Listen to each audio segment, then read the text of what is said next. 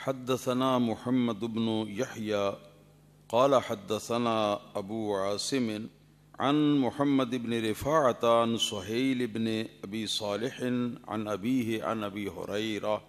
ان النبي صلی اللہ تعالی علیہ وآلہ وسلم قال الشمائل المحمدیہ کی یہ حدیث نمبر 293 ہے۔ اس سے پچھلی حدیث جو ہے، جو کہ ہمارے گزشتہ درس حدیث کے اندر گزری ہے، اس کے ساتھ اس کا تعلق ہے، لہذا میں گزشتہ حدیث کا ترجمہ بھی بتا دیتا ہوں تاکہ اس کے ساتھ ربط جو ہے وہ مضبوط ہو جائے۔ گزشتہ حدیث جو ہے ام المؤمنین حضرت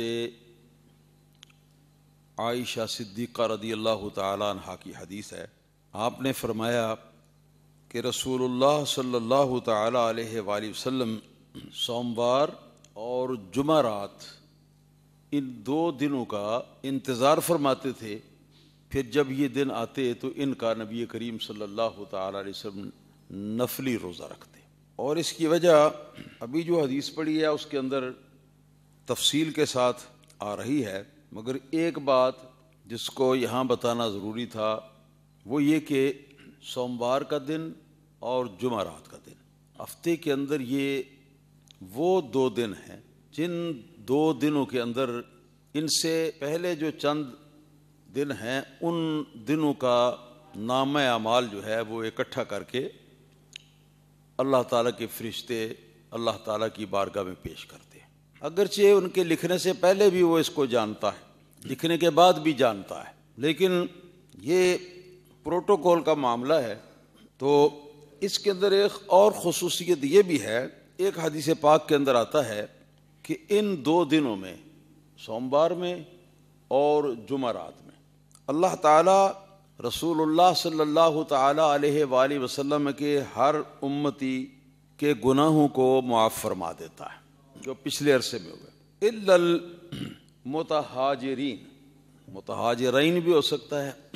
حدیث پاک میں ہے کہ مگر وہ دو شخص جو آپس میں ایک دوسرے سے قطع تعلق کیے ہوئے ہوں اور یہ قطع تعلق ان کا کسی شرعی وجہ کی بنا پر یا کسی شرعی حق جو ہے اس کی بنا پر نہ ہو بلکہ یوں ہی ہو، تو ان کی معافی نہیں ہوتی، بلکہ اللہ پاک یہ فرماتا ہے کہ ان دونوں کو چھوڑ دو، ان کی مغفرت نہ کرو، فرشتوں سے فرماتا ہے، جب تک کہ یہ دونوں آپس میں راضی نہیں ہو جاتے۔ ظاہر ہے جب دونوں کے آپس میں راضی ہونے کا معاملہ ہے تو پھر اس کا مطلب ہے کہ دونوں کے اندر سبب جو ہے اس ناراضگی کا اور غیر شرعی ناراضگی کا موجود ہے۔ اور اگر ایک شخص جو ہے وہ ناراض ہے دوسرے سے کیونکہ دوسرے نے اس کا حق مارا ہوا ہے اور ادا نہیں کر رہا مطالبے کے باوجود، تو اس صورت کے اندر جو ظالم ہے جس نے حق مارا ہوا ہے وہ اس عدم مغفرت کا شکار ہوگا، یعنی اس کی مغفرت نہ ہوگی، اور جو صاحب حق ہے جس پر ظلم ہوا ہے تو اس کی مغفرت ہو جائے گی۔ اور یہ بات بھی یاد رہے کہ عام احادیث کے اندر جہاں گناہوں کی معافی یا مغفرت کا تذکرہ آتا ہے تو اس سے ائمہ دین نے یہ فرمایا ہے کہ مراد صغیرہ گناہوں کی معافی ہوتی ہے، یہ اپنے آپ کسی نہ کسی سبب سے معاف ہوتے رہتی ہیں، یہ بڑا کرم ہے اللہ پاک کا، اور یہ سب کچھ صدقہ ہے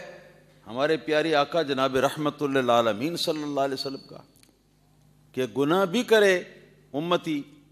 معافی بھی نہ مانگے تو اپنے آپ اللہ تعالیٰ کی طرف سے معاف کر دیا جائے۔ کتنا یہ کمال کی بات ہے، اور اس کا کریڈٹ ہمارے پیارے آقا و مولا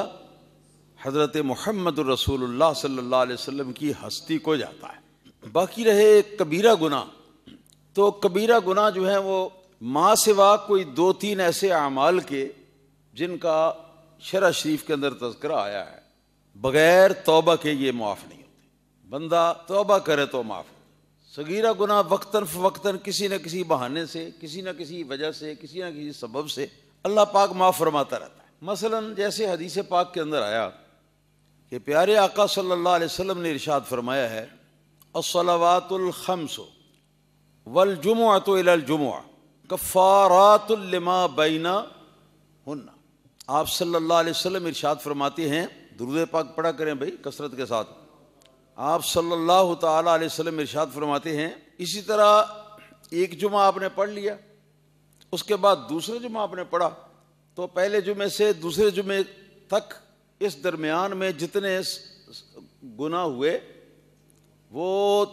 بغیر معافی مانگنے کے دوسرا جمعہ ادا کرنے کی برکت سے اللہ تعالیٰ نے معاف کر دی۔ اور یہ سب جو ہے ائمہ محدثین کا اتفاق ہے اور فقہاء اسلام کا اس بات پر اتفاق ہے کہ یہ معافی صرف صغیرہ گناہوں کی ہے، کبیرہ گناہوں کی نہیں۔ مثلا